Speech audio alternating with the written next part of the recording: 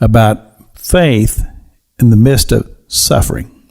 In other words, it's not going well in our lives such as we think it should be. There's things that we're dealing with, and often there's tragedies. And it's interesting to me that our brother Peter, in the book of 1 Peter, he brings out about the sufferings of Christ and how that Christ went through the things that even we as humans go through. And he had to deal with the sufferings in his own life and his own body. But the thing that has to be noted here is that because that he was able to maintain faith even in the midst of his sufferings, thus he was able to go to the cross and do the work of redemption for all of us.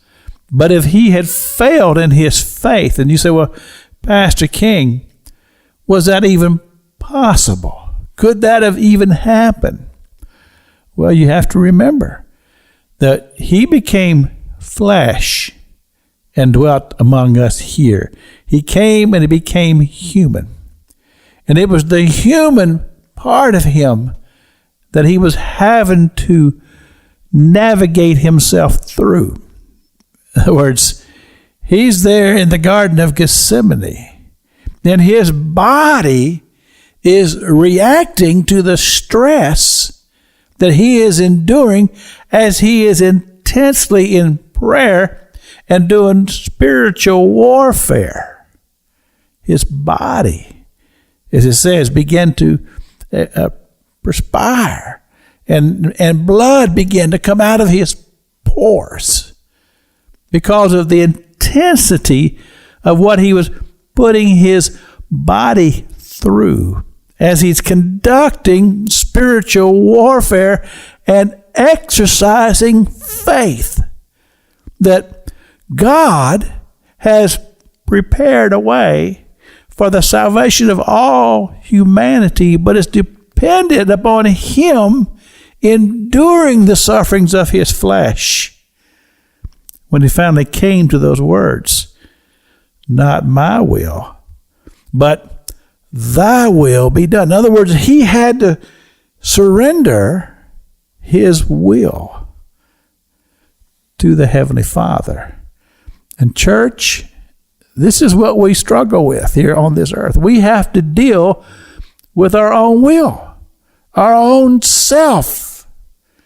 And we have to, as the Apostle Paul said, he says, every day I have to crucify the old man.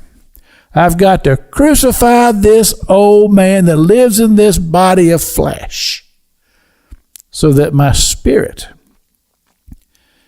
can lead me in faith to the victory. And the victory is, as we talked about yesterday on the broadcast, is the salvation of our souls and the glories of the heavens beyond life.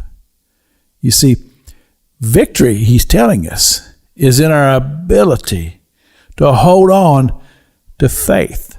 You remember, he said, because without faith, it is impossible to please God. It's Pastor Jack King with the gospel on the radio broadcast.